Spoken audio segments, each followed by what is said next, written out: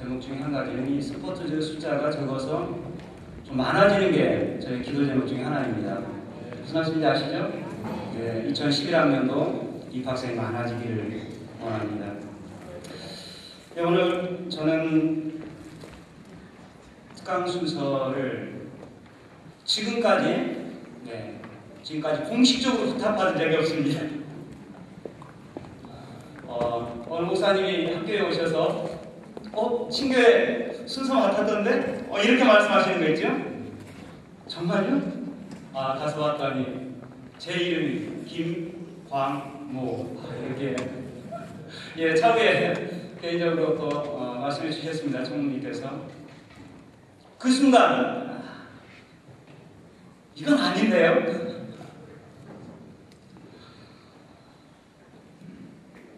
그러면서 설교가 아니고 특강이라는 그 용어에 그러면 한번 해볼만 하겠는데요. 또 이제 마음을 바꿔먹었습니다. 근데 요즘에 온라인상에서 소셜 미디어가 굉장히 활성화가 되어 있습니다. 대표적인 게 트윗하고 페이스북. 페이스북 참 좋습니다. 이렇게 다 만나면 누구나 친구할 수 있으니까요. 저보다 연배가 높으신 목사님인데 저하고 친구입니다. 친구인데 그 친구 목사님께서 그렇게 위로를 해주셨습니다. 염려할 수 있는데 왜 기도하느냐?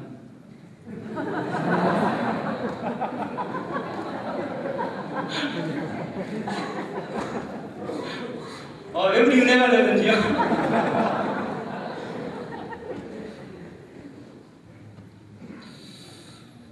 저를 소개해 주셨는데 전에 저희 교수들이 나와서 소개할 때는 목수라는 호칭을 써서 소개를 했는데 이번에는 저를 소개할 때 사수목이라고 한번 소개를 해보도록 하겠습니다. 해석은 알아서 하시고요.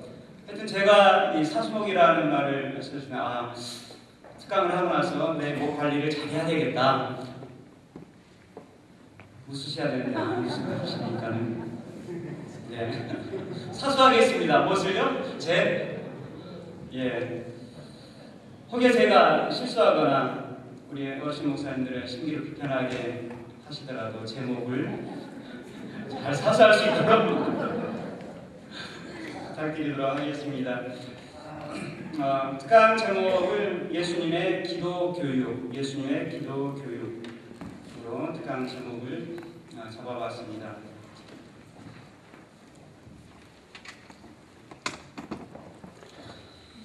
자, 먼저 유대인의 기도에 관한 이해를 좀 하도록 하겠습니다. 우리가 알고 있듯이 유대인들은 기도하는 민족이었다라고 알고 있습니다. 유대교 문헌들 쿰단 두루마리, 사회사본이라고 하죠. 쿰단 두루마리나 또 위경에 있는 많은 기도문들이 바로 이러한 점들을 확인해주고 있습니다.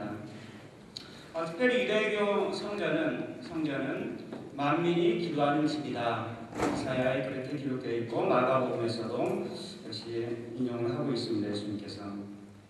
뿐만 아니라 희생제사 때에는 기도가 수반되었다라는 것을 알 수 있습니다. 아침과 저녁 희생제사 시간에 사실 그것은 제사 시간일 수도 있었는데 또한 역시 기도하는 그러한 시간이었습니다.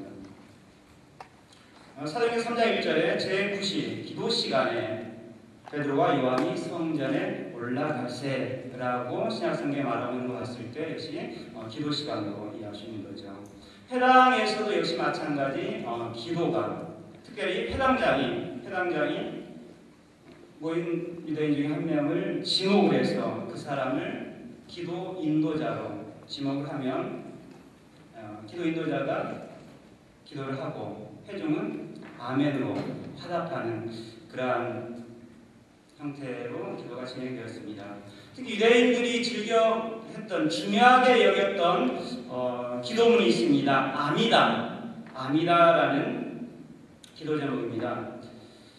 또 다른 말로 하면 쉐몬의 에스레라고 할 수 있고 또 다른 말로 하면 18개 축복문 찬양문, 기도문이라고 하는데 이것은 이 기도가 우리 그리스도인들에게 중요한 것은 바로 예수님 시대 때 유대인들이 했던 기도 내용입니다.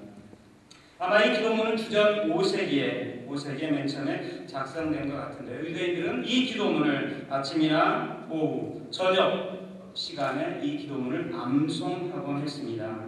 아니다. 이것은 서다라는 거죠. 서서 기도한다라고 해서 아니다라고 하고 있고, 또 18개의 기도문으로 구성되어 있다라고 해서 18개 축복 기도문이다라고 번역해서 하기도 합니다. 또 다른 말로 기도를 뜻하는 테필라라는 용어를 쓰기도 하고요. 그런데 이 주전 5세기 경에 맨 처음에 초안이 작성된 이 기도문은 그 형태가 확정이 되어진 것은 90년 이후 AD 90년 이후에 가서 최종적인 형태로 발전되어 있고 또 여러 가지 형태로 나뉘어져 있습니다. 자, 어떠한 기도 내용이었는지 우리가 18가지의 기도를 한번 들어보도록 하겠습니다. 18가지 기도. 무슨 기도라고 했습니까? 아니다. 다른 말로 하면 쉐몬의 에스레라는 18가지 기도문을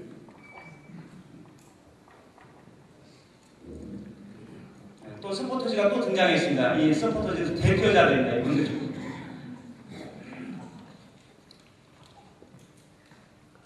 오 주님, 찬양을 받으소서. 당신은 우리의 하나님, 우리 조상의 하나님, 곧 아브라함의 하나님, 이삭의 하나님, 야곱의 하나님이십니다. 위대하고 전능하시며 경이로우신 하나님, 지극히 높으신 하나님, 천지의 창조주, 우리와 우리 조상의 방패시오, 모든 세대를 거쳐 우리의 피난처가 되십니다. 아브라함의 방패이신 주님, 찬양을 받으소서. 당신은 전능하셔서 거만한 사람을 누르시며 능력이 많으셔서 교만한 사람을 심판하시며 영원하셔서 죽은 사람을 보호하시며 살아있는 사람을 살리시며 죽은 사람을 부활시키십니다. 한순간에 우리의 구원을 성취하십니다. 죽은 사람을 살리시는 주님, 찬양을 받으소서. 당신은 거룩하시며 당신의 이름은 놀랍습니다. 당신 외에는 어떤 신도 없습니다. 거룩하신 주 하나님, 찬양을 받으소서.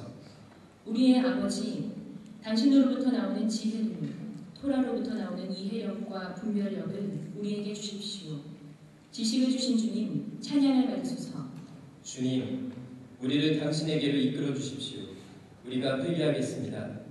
우리의 날들 이전과 같이 새롭게 만들어 주십시오. 회개를 기뻐하시는 주님, 찬양을 받으소서. 우리 아버지, 우리가 당신께 범죄하였사오니 우리를 용서해 주십시오.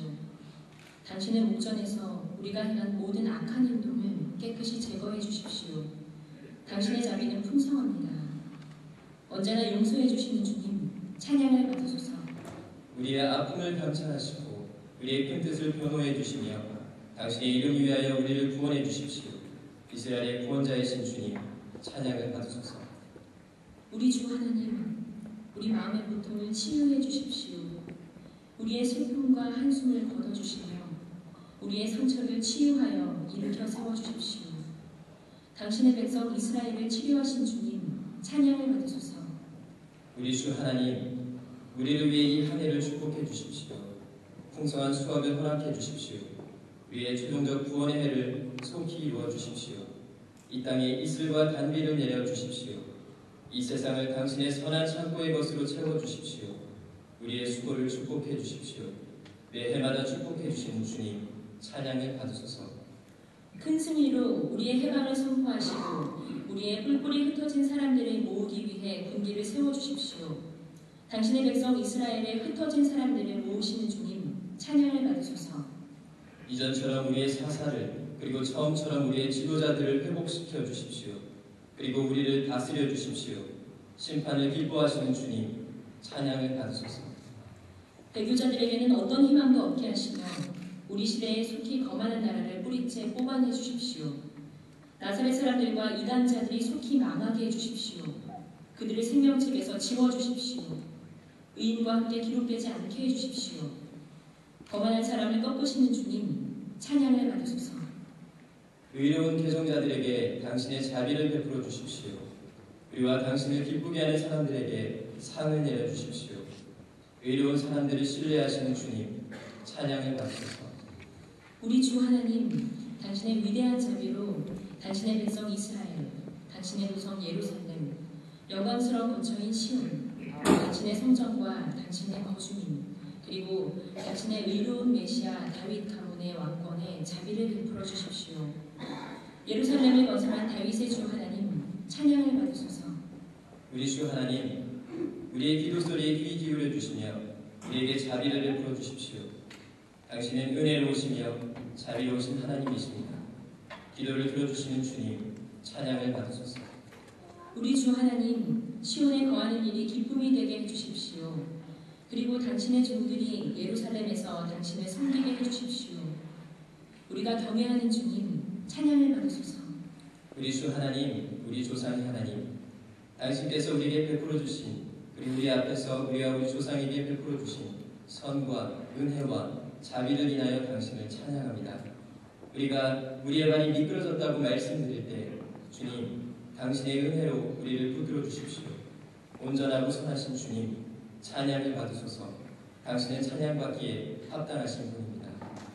당신의 백성 이스라엘과 당신의 도성, 그리고 당신의 유업에 당신의 평화를 내려주시고 또 우리 모두를 축복해 주십시오.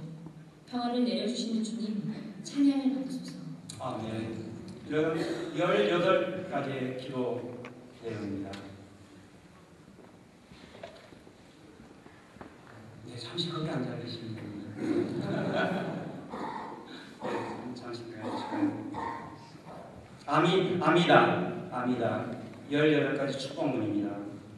아브라함의 방패이신 주님, 죽은 사람을 살리신 주님, 거룩하신 주 하나님, 지식을 주신 주님, 회개를 기뻐하시는 주님, 언제나 용서해 주시는 주님, 이스라엘의 구원자이신 주님, 당신의 백성 이스라엘을 치료해 주시는 주님, 매해마다 축복해 주시는 주님, 당신의 백성 이스라엘이 흩어진 사람들을 모으시는 주님, 심판을 기뻐하시는 주님, 거만한 사람을 꺾으시는 주님, 의로운 사람들을 신뢰하시는 주님, 예루살렘을 건설한 다윗의 주 하나님, 기도를 들어주시는 주님, 우리가 경외하는 주님, 온전히 선하신 주님, 평화를 내려주시는 주님, 찬양을 받으소서라는 18가지 기도죠. 이 기도문을 갖고 싶지 않습니까? 네. 이 기도문이 어디에 나와 있는 거 아니에요? 역자가 김광모. 역자가 김광모. 신약성경 이해를 위한 주요 문헌여행이라는 책을 보시면 이 기도문이 나와 있습니다. 여러분이 사실로 저한테 돌아오는 것은 아무것도 없습니다. 뿐만 아니라 또 다른 유대인의 기도가 있었습니다. 다른 기도문 이름하여 카디시라는 기도문입니다. 카디시. 신약을 연구한 학자들, 특별히 신구약 중간사를 연구한 학자들이 카디시라는 기도문, 유대인 했던 카디시라는 기도문에도 많은 관심을 기울일 수밖에 없었는데 그 이유인 것은 전달하는 내용이 신약성경에서 주님께서 가르쳐 주신 기도 내용과 아주 흡사하기에 신약학자들, 중간사를 연구하는 학자들은 깊은 관심을 두고 카디시라는 이 기도문을 주목하고 있습니다. 그러면 우리가 이 카디시 기도문도 같이 한번 들어보도록 하겠습니다. 이 앞에서 소개드린 아미다 기도문과 이 카디시 기도문이 유대인들의 기도의 삶에 있어서 기도의 내용에 있어서 아주 중요한 그러한 내용입니다. 들어보도록 하겠습니다. 그분이 뜻하신 대로 창조하신 세상에서 그의 위대한 이름이 높임을 받아 영화롭게 될지어다. 아멘. 그분이 당신의 평생에 그리고 당신의 전성기에 이스라엘의 전체 가족의 평생에 그의 왕권을 신속히 그리고 곧바로 행사할지어다. 이제 말하세요. 아멘. 그의 위대한 이름이 영원토록 축복될지어다. 거룩하신 분의 이름이 축복되며 찬양되며 영화롭게 되며 높임을 받으며 칭송받으며 능력이 되며 높여지며 찬사될지어다. 아멘. 세상에서 사용되는 모든 축복과 노래로 찬양과 위로로 그분이 찬양받기 원합니다. 아멘. 하늘로부터 풍성한 평화와 생명이 우리 모든 이스라엘에게 임하길 원합니다. 이제 말씀하십시오. 아멘. 그의 높은 곳에서 평화를 만드시는 분이 우리 모든 이스라엘을 평화롭게 하시길 원합니다. 이제 말씀하십시오. 아멘. 네, 고맙습니다. 박수.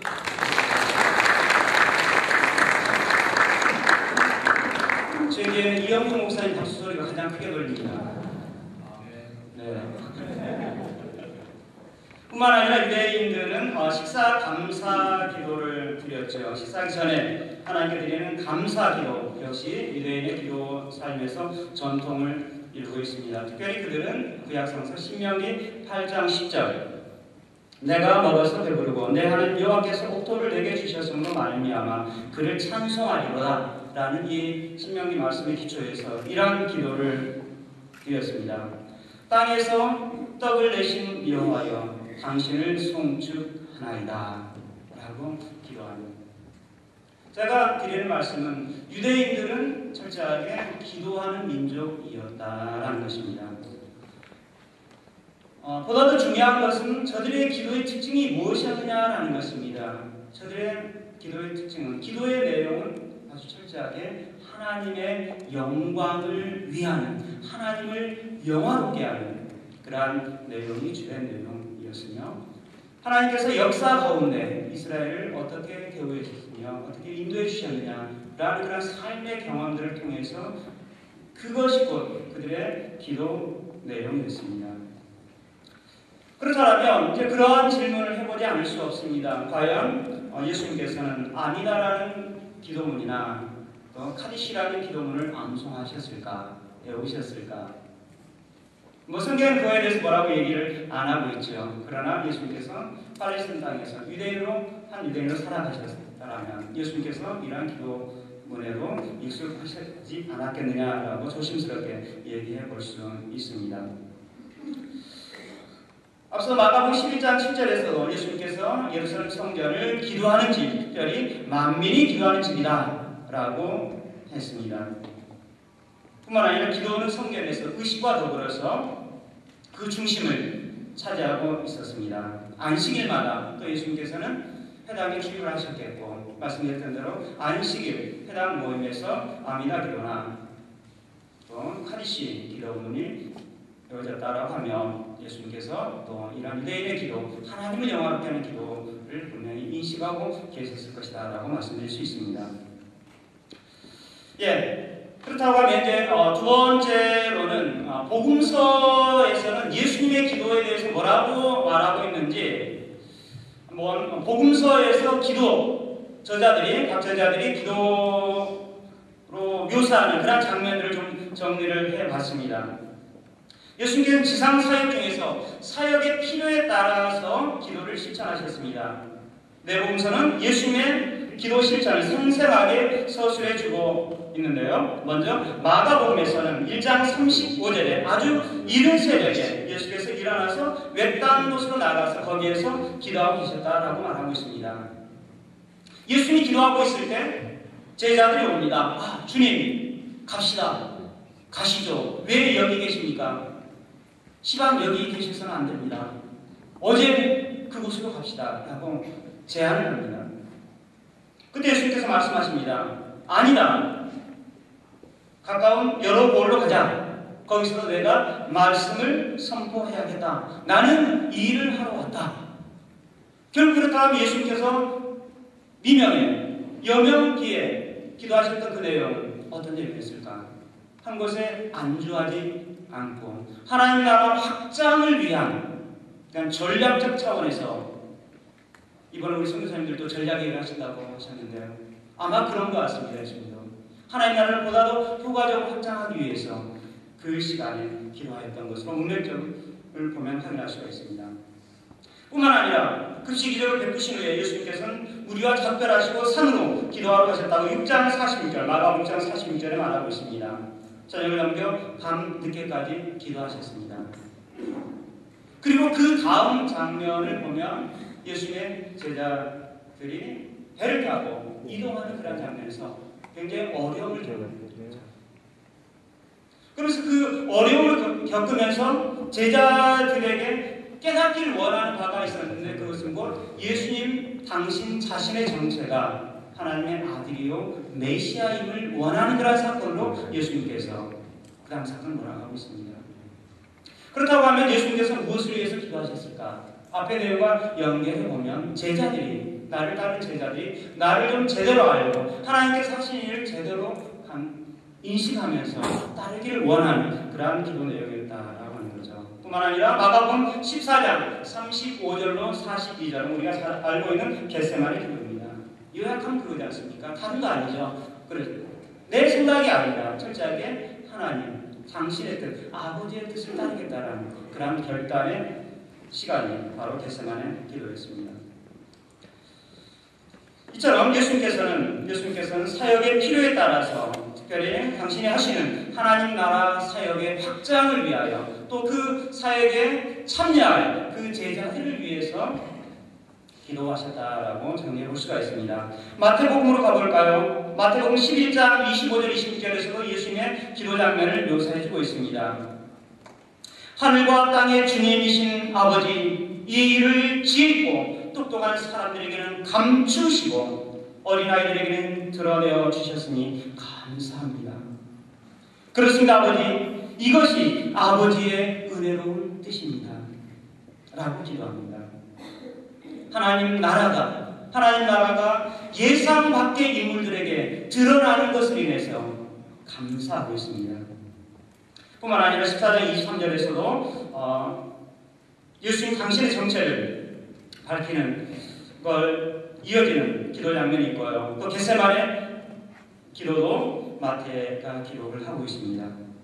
그런데 우리가 복음서를 보다 보면 생각 밖에 통계적으로 예수님의 기도 장면을 묘사하는 부분이 많지 않습니다. 그런데 그 중에서도 누가 많은 앞에 마가나 마태보다 훨씬 더 많은 기도 장면들을 요약을 해주고 있습니다. 침례를 받으시고 나서 예수님께서 기도하십니다. 기도하시는 순간에 하늘문이 열리죠. 복음서 기록에서 하늘문이 열렸다. 라는 것은 하나님의 세상과 인간의 세상에 맞닥뜨려짐을 나타내주고 있는 아주 멋있는 그런 장면입니다. 침례 후 기도하는 그 순간 하늘문이 열렸다라고 누가복음 3장 21절에 그리고 5장 16절에서는 하나님 나라의 그 초기 사역이 매우 성공적으로 진행되어지는 그때의 광야에서 기도하십니다. 6장에서는 12제자를 선택하시기 전에 예수님께서 기도하신 장면을 묘사해주고 있고 9장 18절에서는 제자들이 예수님의 메시아됨을 인식할 수 있는 그러한 기도를 드립니다. 그리고 9장 28절 이하에서는 십자가 고난 후에 있을 영광을 내다보는 그런 변화산의 기도가 있고요. 그리고 10장에서 하나님 나라에 드러내는 한 감사의 기도. 그리고 11장 1절에서는 기도문을 가르치기 전에 먼저 예수님께서 기도를 하십니다. 십자가상에서 죄 용서를 위한 기도를 하시고 마지막 공명의 시간에는 전적으로 하나님께 의뢰합니다 라는 기도. 다른 저자 대비 누가는 기도의 부분을 더 많이 할애하면서 기도를 강조하고 있습니다. 누가복음과 사도행전이 1권, 2권, 상권, 하권 정하고는 아닙니다. 상권, 하권 이렇게 연결되면 특히 사도행전 쪽으로 가서 보면 어떻습니까? 훨씬 더 기도하는 부분이 많아지는 것. 이것이 바로 누가의 신학적 특성이다라고 할 수 있습니다. 누가는 예수님의 기도 가르침을 강조하면서 동시에 예수님을 기도의 모델로 제시해주고 있습니다. 자, 그리고 우리에게 있는 요한복음에서도 역시 예수님의 기도를 묘사해주고 있는데요. 요한복음 11장에서 보면 나사로를 살리실 때 이렇게 기도하십니다. 하나님의 영광을 드러내심을 감사하며 그리고 본인을 위해서가 아니라 주위에 둘러선 그 사건을 목격하고 있는 사람들을 위하여 예수님께서 기도하시죠. 요한복음에는 예수님의 겟세마네 그 고뇌의 기도가 보이지 않습니다. 그리 고뇌하지 않습니다. 앞에 마가나 마태의 그 고뇌를 묘사해주지 않고 있는데 그냥 순순하게 따라가는, 자연스럽게 흘러가는. 왜 요한은 겟세마네 기도에 대해서 자세하게 말하고 있지 않을까? 이유가 있습니다. 요한복음의 구조 자체가 이러한 구조이죠. 이러한 구조입니다. 예수님의 선제 상태에서 하강이죠. 하강. 성육신으로 하강되어지고 당신의 생애를 묘사할 때 순환으로 묘사를 하고 있습니다. 예수님께서 예루살렘 올라가셨다가 내려오시고 올라가셨다 내려오시고 올라갔다 내려오시고 이런 나선형의 구조로 요한복음의 연대기가 제시가 되어지고 있습니다. 그러면서 최종적으로는 다시 승기 하늘로 올리십니다. 그러면서 하나님의 영광이 본래 영광대로 돌아가는 거죠. 요한이 강조하는 요한복음의 그 특징적인 용어가 바로 이 독사라는 영광이라는. 그러면 십자가는 뭐냐? 이 영광을 향해 가는 터미널이기 때문에 요한은 겟세마네 기도를 고뇌의 모습으로 묘사해주지 않고 있습니다. 1장이 하나의 단위이죠. 이른바 예수님의 고별 설교라고 하는 부분이 그렇습니다. 그런데 17장은 예수님의 고별 설교, 13장에서 시작해서 마무리되는 결론, 막바지에서 예수님께서 기도를 하시죠. 1절부터 5절에서는 하나님의 영광을 계시하는 사역을 제가 이 땅에서 수행할 수 있게 해주셔서 감사합니다. 하나님의 영광을 드러낼 수 있는 사역을 하게 해주셔서 감사합니다. 그리고 1절부터 19절에서는 제자들의 안전과 제자들의 하나됨을 위한 간구를 하십니다. 그리고 20절로 26절에서는 차세대 제자들, 그러니까 현재 제자들의 사역을 통해서 제자가 된 그러한 차세대 제자들의 하나됨과 그들의 믿음과 그들의 안전을 위한 기도로 마무리하고 있습니다. 이처럼 복음서 제자들은, 신약에서 복음서 제자들은 예수님을 기도하시는 분으로, 하나님께 기도하시는 분으로 실제하게 하나님의 영광과 하나님의 나라를 위해 사역에 필요할 때 기도하시는 분으로 묘사해 주고 있습니다. 여러분, 주님께서 가르쳐 주신 기도가 어떻게 시작하죠? 시작! 그렇게 시작하나요? 네. 자, 그러면 누가복음 11장 2절부터 4절의 말씀을 보시도록 하겠습니다.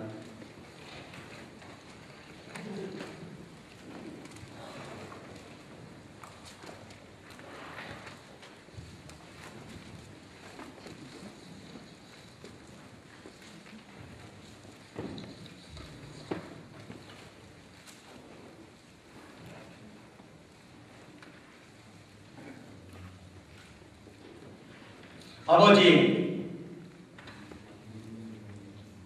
당신의 이름이 거룩하게 되게 해주시고 당신의 나라가 오게 해 주십시오. 날마다 우리에게 우리의 필요한 양식을 내려 주십시오. 우리의 죄를 용서해 주십시오. 우리에게 빚진 모든 사람들을 우리가 용서하기 때문입니다. 우리를 시험에 들지 않게 해 주십시오. 라고 번역을 달리 해봤습니다. 그래서 이번 이제 세 번째 부분에서는 주기도 본문에 대한 마태복음의 본문이 아니라 누가복음. 제가 저를 소개할 때 사수목이라고 했죠. 제가 우리 목사님들 함정에 빠뜨려서 죄송합니다. 우리가 주기도문 그러면 마태복음에 나와 있는 버전에 익숙해 있는데 누가복음에 나와 있는 버전, 형태로 관심을 갖자라는 생각이었습니다. 예수님께서 기도의 삶을 실천하셨을 뿐만 아니라 기도를 일관되게 가르치셨습니다. 더욱이 가르침을 바른 실천으로 연결해서 목양 현장에서 삶에서 통합된 모습을 이루어하시는 거죠. 자, 그렇다면 신약성경에서 예수님께서 가르쳐주신 기도 형태가 두 가지다라는 거죠. 그럼 두 개가 있을 때 늘 관심은 어디에 있을까? 두 개가 있을 때는 그러면 미식가신가요? 미식가들의 눈에는 간판이죠. 원조가 뭘까? 어느 집이 원조지? 그래서 저는 이제 고민 안 하고 원조는 안 보고요. 하여튼 차가 많은 데로 들어가서 먹을 게 있으면 먹습니다만. 그러면 이 누가복음의 형태하고 마태복음의 형태 중에서 어느 것이 더 본래적일까라는 누가 쪽이 더 본래적이지 않을까라는 생각을 학자들은 하고 있습니다. 왜냐하면 마태복음의 주기도문 하늘에 계신 우리 아버지 이렇게 되어지는 것은 굉장히 형식화가 되어져 있습니다. 형식화되어져 있고 예배 의식에 적절한 형태로 잘 다듬어져 있어서 그러한 생각을 해보긴 한데요. 자, 그런데 우리가 예수님께서 기도를 가르치게 된 그 경위에 대해서는 양쪽이 상황이 다릅니다. 특히 누가복음에서는 이렇게 말하고 있죠. 예수께서 어떤 곳에서 기도하고 계셨는데 기도를 마치셨을 때 그의 제자들 가운데 한 사람이 그에게 말했다. 주님, 요한이 자기 제자들에게 기도하는 것을 가르쳐 준 것과 같이 우리에게도 그것을 가르쳐 주십시오. 이 가르치는 동기에 대한 표현이 마태의 표현하고 누가의 표현의 차이를 보이고 있습니다. 우리가 알고 있듯이 마태는 외식적으로 기도하는 사람들에 대한 경계 형태로 중언부언하면서 긴 기도, 사람에게 보이려는 전시적인 기도하는 사람들을 경계할 목적으로 한다면 누가의 기도 형태를 보면 기도할 줄을 모르는 그러한 제자들을 대상으로 해서 가르치고 있는 거죠. 근데 여기서 보면 제자들이 이렇게 기도를 가르쳐 주십시오 라는 표현을 헬라어 표현이니까 디닥손이라는 명령형을 쓰고 있습니다. 명령형. 부정하고 명령을 쓰고 있는데 우리말로 바꿔보니까 그런 뉘앙스입니다. 당장에 가르쳐 주십시오. 곧바로 가르쳐 주십시오. 지금요. 라는 그런 절박한 기도 요청의 형태로 제시가 되어 있습니다. 우리가 알고 있듯이 누가복음은 이제 8장 마지막 부분에서 간략하게 얘기하면 9장부터 예루살렘으로 이동이 시작되어집니다. 예루살렘으로 이동. 그러면서 19장까지 굉장히 긴 부분인 거죠. 그럼 우리가 예수님께서 예루살렘에 올라가신 것은 곧 뭐에 가까운 겁니까? 당신의 마지막 순간, 십자가의 죽음에 가까운 그러한 사역적으로 보면 그러한 상황 가운데에서 있다는 것을 간과해서는 안 됩니다. 이 기도문과 관련해서. 자, 그러한 상황 가운데 주님께서는 이 기도를 가르쳐주고 있는데 제자들이 잘 배웠겠죠. 그런데 여기서 좀 생각해 봐야 될 점이 하나가 있는데 왜 우리는 이것을 주님의 기도라고 할까? 주 기도라고 할까? 주 기도라고 하지 말고 차라리 제자 공동체 기도라고 제목을 표현해 주는 게 더 적절할 수 있습니다. 그리스도의 공동체 기도. 자, 두 기도를 보면은 누가는 간단하게 아버지라고 한다면 마태복음에서는 하늘에 계신 우리의 아버지라는 수식어가 있습니다. 그리고 기도문은 하나님을 위한 기도 부분하고 우리를 위한 기도 부분 두 부분으로 나눠져 있는데 이 기도의 수에 있어서 누가복음이 훨씬 짧습니다. 하나님을 위한 기도는 2개에 그치고 있습니다. 2개. 마태는 3개인데. 그리고 우리를 위한 기도, 마태는 4개인데 누가는 3개를 하고 있는 그러한 차이가 있습니다. 자, 지금 누가복음 11장을 저희가 보고 있습니다. 어떤 동기로 예수님께서 기도를 가르치셨는가? 그러면 기도문을 좀 더 자세히 보도록 하겠습니다. 2절 말씀 보니까 예수께서 그들에게 말씀하셨다. 너희는 기도할 때마다 바로 이것을 바로 강청해라. 개인적인 번역을 해왔습니다. 자, 너희는 이라는 말은 2인칭 복수입니다. 개인이 아니라는 거죠. 이것은 개인이 아니라 공동체로 이해하게 하고 공동체 기도로 이해하는 거죠. 개인적인 기도에 무게를 두지 않고 하나님과의 관계, 하나님께 나아감을 위한 공유에 관심을 두는 기도입니다. 제가 이렇게 말씀을 연구하면서 보니까는 이 부분이 헬라어 성경 대비 한자가 더 많이 있더라고요. 그것이 바로 뭐냐면 너희는 이렇게 기도하라 라는 부분에 헬라어 원문에서는 이렇게 라는 부사가 없습니다. 이렇게 라는 부사가 없습니다. 레게테, 레고, 말하다 부사가 없습니다. 이렇게가 아니라 이것을 말하라, 이것을 기도하라 라고. 제가 앞에서 유대인의 기도가 철저하게 하나님을 영화롭게 하는 기도라고 말씀드렸습니다. 그리고 예수님의 기도는 하나님 나라 사역의 확장을 위해서 하나님께 영광 돌리는 것이 예수님의 핵심 기도 내용이라고 했습니다. 그리고 누가복음을 지금 들어가면서 이렇게 기도하라. 기도의 형태, 기도의 양식에 누가가 관심 있는 것이 아니라 누가의 관심은 기도의 내용에 있었다는 거죠. 그 이하의 진술되어야 되는 그러한 부분이 바로 예수님의 기도 가르침에서 핵심 내용입니다. 따라서 이렇게라는 말이 없기 때문에 우리는 기도하는 방식, 기도하는 형태, 물론 그것도 중요합니다. 보다 더 중요한 건 뭐다? 기도의 내용이다. 기도의 제목이다.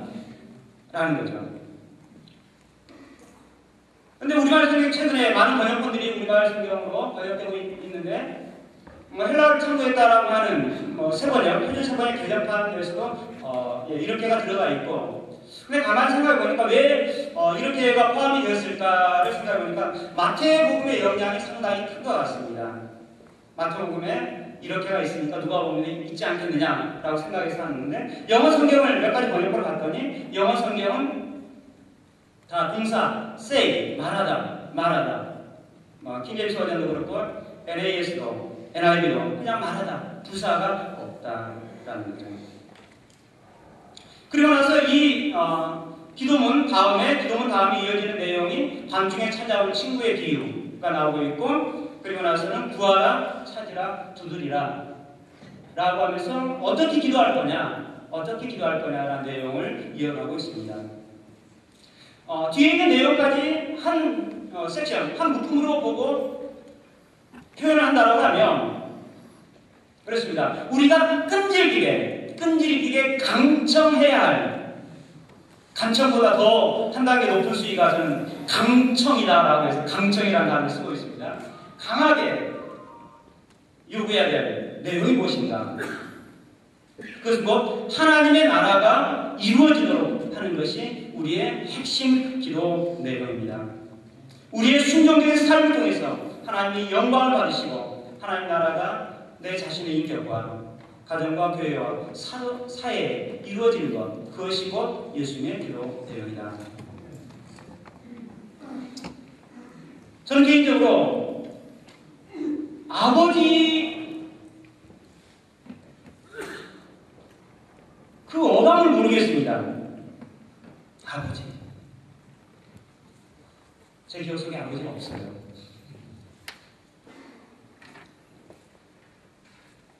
제가 아버지를 경험했다라고 하면 다른 어떤 수식어가 필요 없이 그냥 아버지.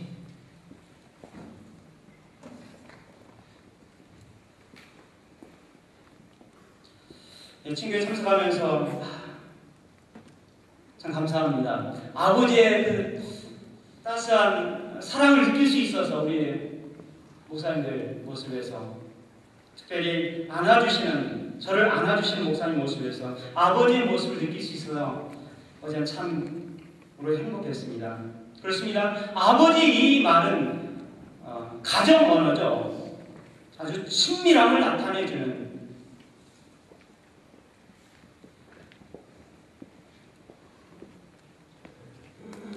뿐만 아니라 그 아버지의 사랑, 가족들 위한 아버지의 신실한 책임, 그런 것이 다 함축되어 있는,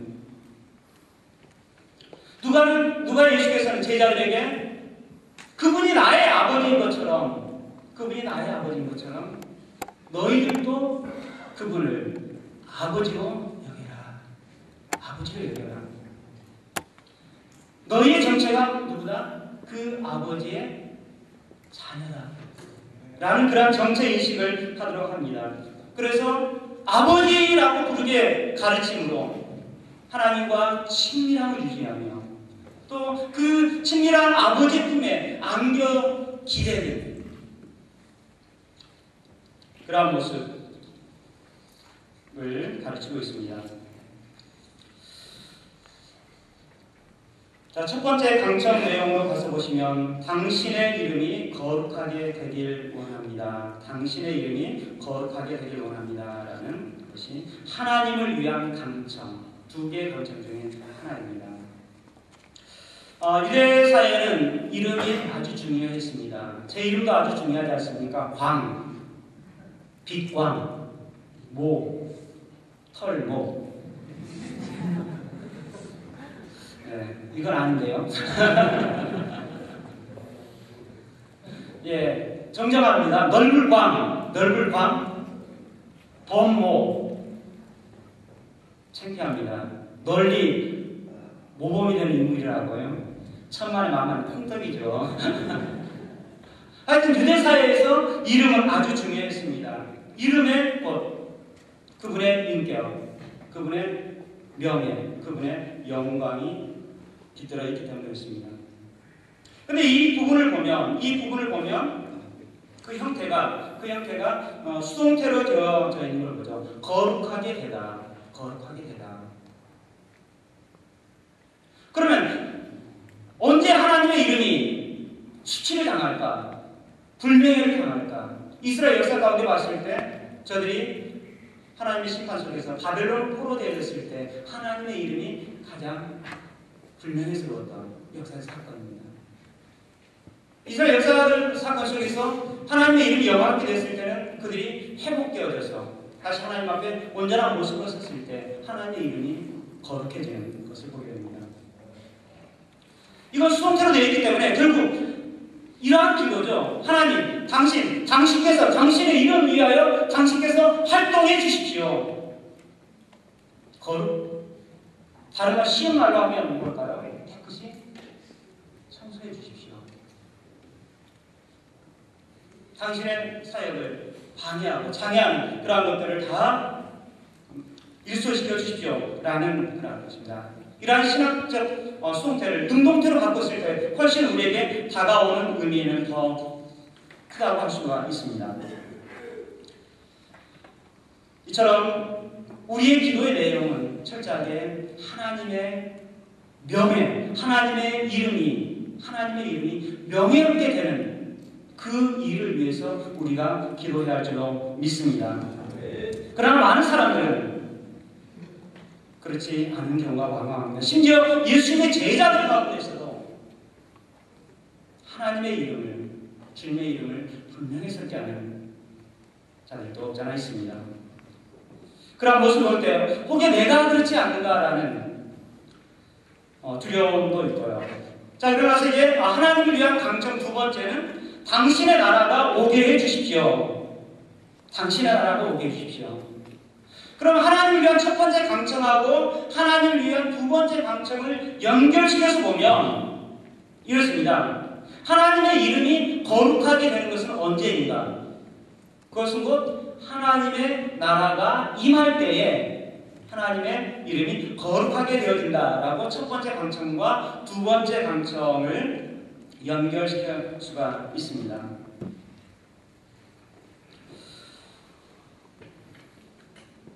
제가 1986년도에 신학교를 입학을 해서 공부를 해오고 있습니다. 신학교 입학할 때부터 공부하는 데 관심이 있어서 은사님이신 장도환 교수님께 찾아 인사드리고 1학년 1학기 때 공부를 좀 하고 싶은데요. 당신이 하시는 말씀, 응? 그래? 신약학 한번 해봐. 그분과 특유의 목소리 있지 않습니까? 그래? 신약학 한번 해봐. 아, 예. 하고 돌아서 나왔습니다. 신약학이 뭔지 몰랐죠, 저는. 신약성서 뭔지 자세히 모르고. 그때부터 신약성서 위에 관심을 갖고 공부해오고 있습니다. 특별히 저는 개인적으로 복음서에 또 관심을 갖게 되었고, 맨 처음에는 바울 서신 쪽에 설교와 관련해서 바울 서신에 관심을 가졌는데, 더 공부를 하면서는 복음서로 연구 본문을 방향 잡았습니다. 복음서를 연구하면서 정말 저에게 새로운 통찰력을 준 부분은 곧 하나님의 나라 이 부분이었습니다. 하나님의 나라, 해 바실레이아 투 대우, 하나님의 다스림, 하나님의 통치라는 이 신학적 주제가 저에게 아주 크게, 예수님의 가르침은 딱 한마디로 요약을 하면 하나님의 나라였습니다. 그분의 사역은 하나님의 나라의 임재였습니다. 하나님 나라를 우리는 뭐라고 정의할 수 있을까? 여러 정의들이 있겠지만 하나님의 나라는 예수 그리스도를 통해서 그분의 십자가의 죽으심과 부활이라는 그 종말적 사건을 통해서 이미 우리 가운데 임해 있다라는 가르침. 먼 훗날 우리가 죽어서 가야 할 사후의 세계에만 하나님의 나라가 있는 것이 아니라 이미 우리 삶과 우리 사역 가운데 하나님 나라가 임해 있다라는 하나님 나라의 현재성에 대한 이해. 그 전까지만 했을 때는 어떻게 하면 내가 빨리 가볼까? 지금 돌이켜보니까 빨리 가볼까라면서 빨리 죽을까 그런 얘기였던 것 같아요. 그런데 그거보다 더 중요한 게 있다는 거죠. 지금 여기에서 우리가 하나님의 통치와 하나님의 다스림을 받으며 살아가는 것이 중요하다. 물론 하나님의 나라가 현재만 있는 것이 아니라 또 미래, 예수 그리스도의 재림으로 이루어질 그 절정 부분, 미래적 부분도 있습니다. 그래서 이미와 아직 아니의 해석학이라는 하나님 나라와 관련해서 이미와 아직 아니, 시간성, 하나님 나라 시간성 두 국면이죠. 하나님 나라가 이미 특정 국면에서는 우리의 삶 가운데 성취되어져 가고 있다 뿐만 아니라 앞으로 절정적으로 성취되질 부분이 있다. 가만히 생각해 보니까 그 뒷부분은 우리의 책임이 아닌 것 같습니다. 우리의 책임, 우리의 관심은 어딜까요? 지금 하나님 나라가 오게 해주시는 것.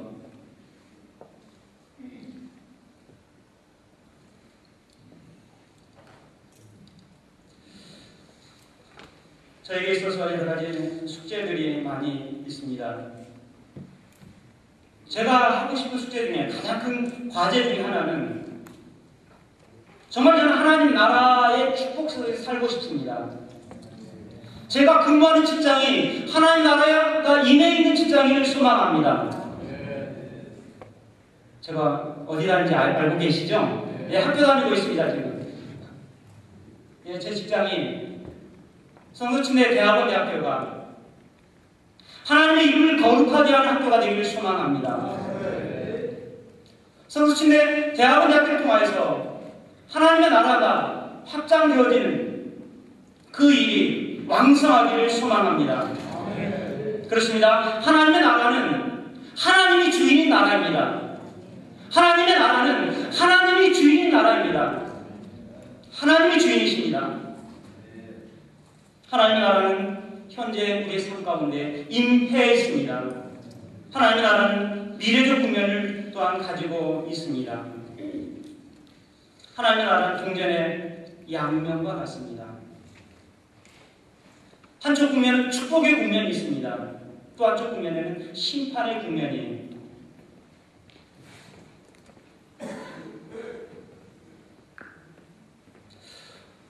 저희가 맨 처음에 기도 특강을 받았을 때 정말 이건 아닌지라 전화를 드리려고 했습니다. 저는 할 말이 없습니다.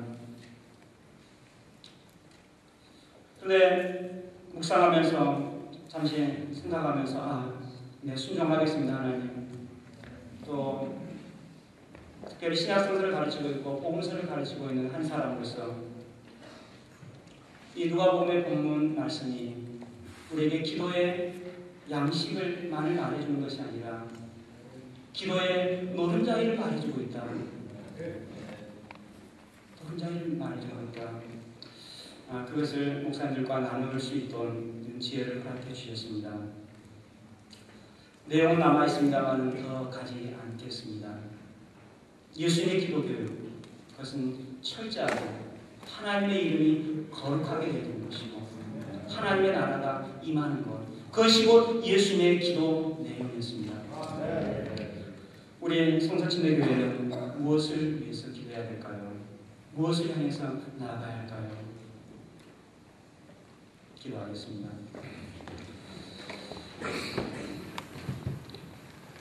하나님, 이 시간을 위하여 감사합니다. 예수님께서 1세기 팔레스타인을 향해서 하셨던 그 기도하시면서 이루셨던 그 사역을 우리 성서침대 교회가 하길 원합니다. 또한 저희 대학원대학교가 하길 원합니다. 하나님, 우리를 축복해 주시옵소서. 우리의 영혼, 우리의 영성은 철저하게 하나님 나라의 영성이 될 수 있도록 인도해 주시옵소서. 하나님이 주인이 되셔서 다스리는 그 사역을 수행하는 사역의 대리자가 될 수 있도록 우리를 축복하여 주십시오. 감사드립니다. 주님 예수 그리스도 이름으로 기도했습니다.